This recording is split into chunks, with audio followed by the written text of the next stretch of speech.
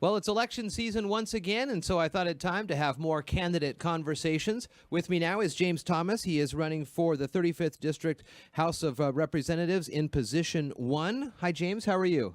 I am well, Jeff. How are you today? I'm good. Thanks for coming in and talking with me a little bit about this race. And talk to me about the reasons for running for the House of Representatives for the great state of Washington.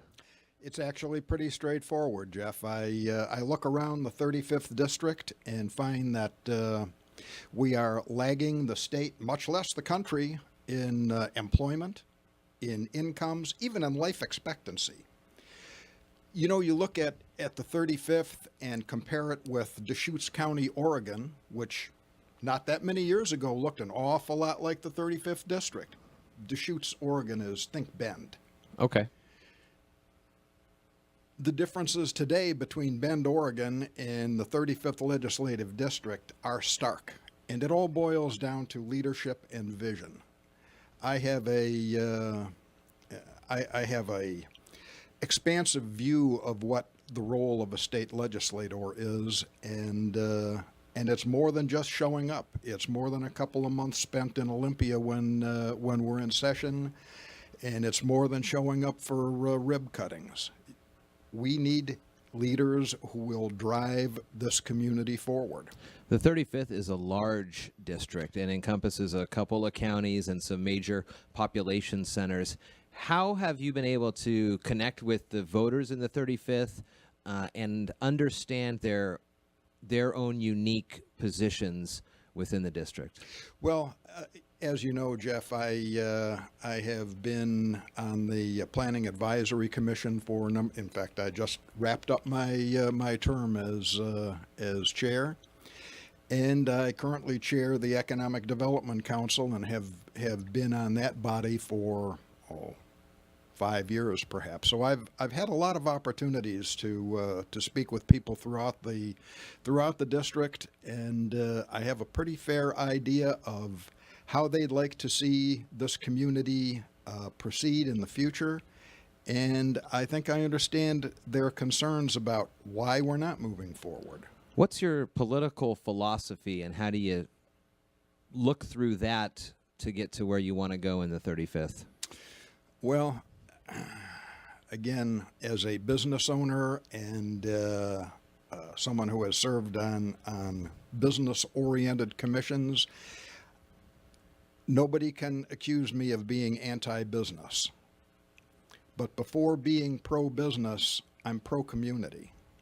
And, I am running because it's time to put the con job to a stop. You know, government is not the enemy here. We have come from a place where we understood that economics was a tool that we used to improve the public weal. And now it's become an end to itself. And what's happened is we find ourselves now at a point where 1% of the population controls more wealth than the bottom 90% combined. Now that's ridiculous. Economists use a figure called Gini. And this was first proposed by an Italian statistician back in the 40s, I think. Anyway, Gini looks at the equality of distribution of resources. It can be income, it can be wealth, it can be any of a whole lot of things. A number of 0 would be a case where assets are distributed absolutely evenly across whatever the population is. And a figure of 1 would be one member of the population controls everything.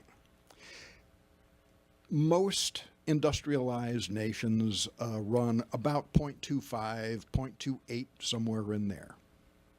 The United States is at 0.45. We're up there. Lesotho is the worst. Mm-hmm. They lead the parade. We're somewhere between Guyana and maybe Ivory Coast or somewhere like that. And I'm going to point out that there was another time in our history when inequality was that great in this country, and that was in the 20s, just before the Depression. So You will be one of a handful of votes that represents the state when it comes to bills and moving budgets and proposals forward if you make it to the State House of Legislators. How will you use and what will you use the tools to convince folks on both sides of the aisle that what is good for the 35th is good for the whole state?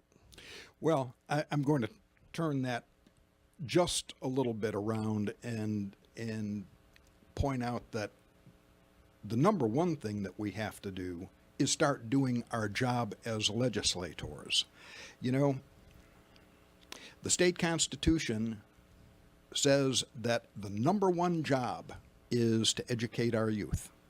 That is written right into the foundational document of the state of Washington.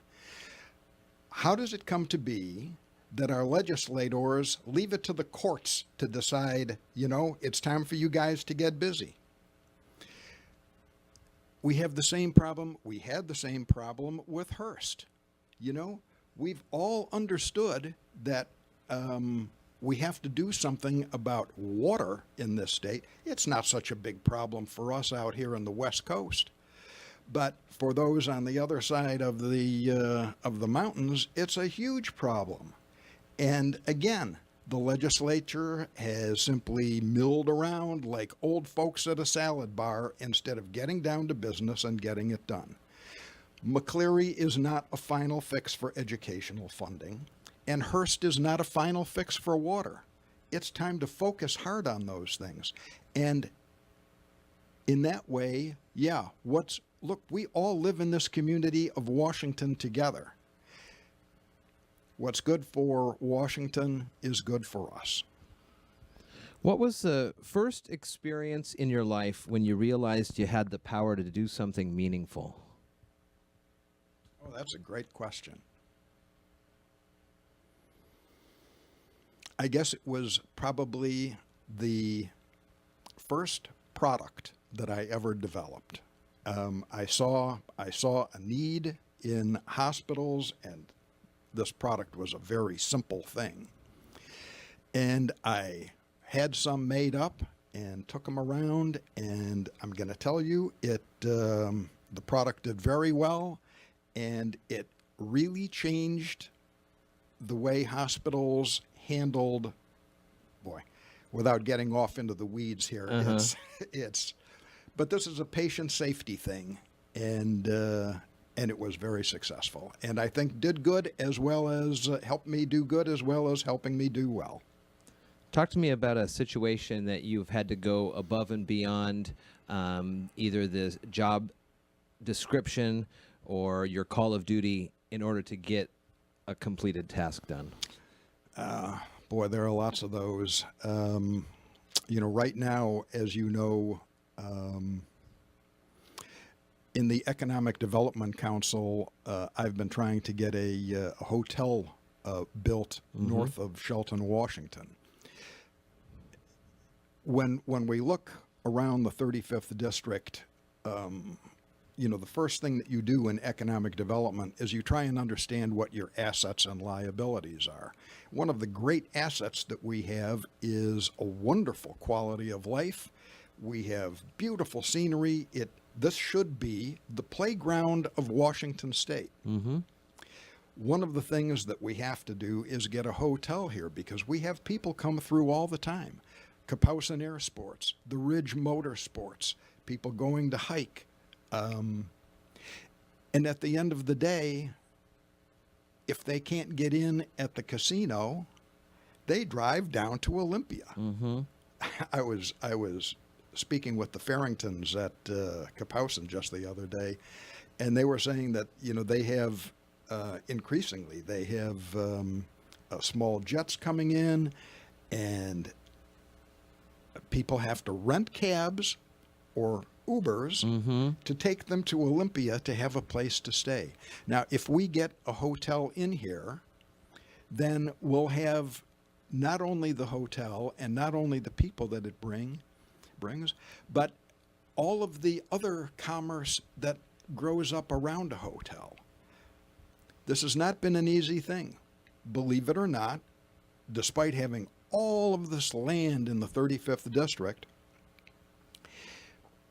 we really haven't had a parcel of appropriate size that has the water and the sewer available. So one of the first things that we needed to do was find a piece and make it available. And the county now is getting ready to surplus a piece of property at 101 and Airport Dayton Road. And boy, that's a great place to put a hotel. So we are now going out into the community among our various partners who have an interest in this, getting funds together to run a market study, which is the next step before we can actually get a hotel company to say, hey, you know what? This is the right place for us to build a hotel. What committees would you like to be on if you made it into the legislature? Education and healthcare are the two that come immediately to mind.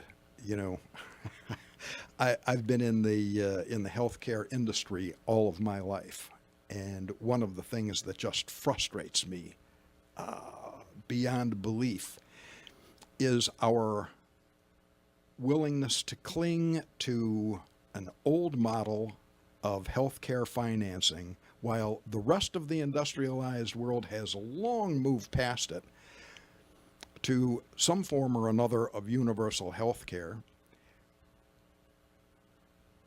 Our model is a cinder block around the legs of American business, because a lot of healthcare expenses are paid. Some companies, I'm told, healthcare expenses amount to 30% of their payroll obligations. It's crazy. Meanwhile, in other countries that we compete with, healthcare is universal. When people get sick, it's not a question of, am I going to lose my house and everything I've worked for? It's just wrong from every possible way you look at it. And it's not like we have to reinvent the wheel here. And typically when I talk to people about this, they say, well, America has the greatest health care in the world. And that's bull. It's not true. According to the World Health Organization, we're about number 35. In fact, just a few years ago, Cuba was ahead of us on maternal health. You know, it's crazy. We spend almost twice as much as the OECD average on health care, and this is what we get for it, and we say that this is the best we can do? I don't get it. Well, now take a minute or two, look into the camera, and tell the voters why they should choose you this November. The most important is that when you come and visit me in my office in Olympia, the pictures on the walls aren't going to be me shaking hands with various lobbyists and big shot dignitaries. They're going to be pictures of me shaking hands with you and with your neighbors. I don't need this job. I'm going to Olympia to serve your interests to the best of my ability. If you see fit to re-elect me, I'll go one more term. But after 4 years, that's enough. It's time to turn it over to someone else. You know, this country started out with individuals taking a point out of their personal lives to run for office and then go back to running their farms, running their businesses. I'd like to see us get back to that. He's James Thomas, and he is running for position 1 in the 35th Legislative District here in the great state. Thanks, James. Thanks. I really appreciate the opportunity.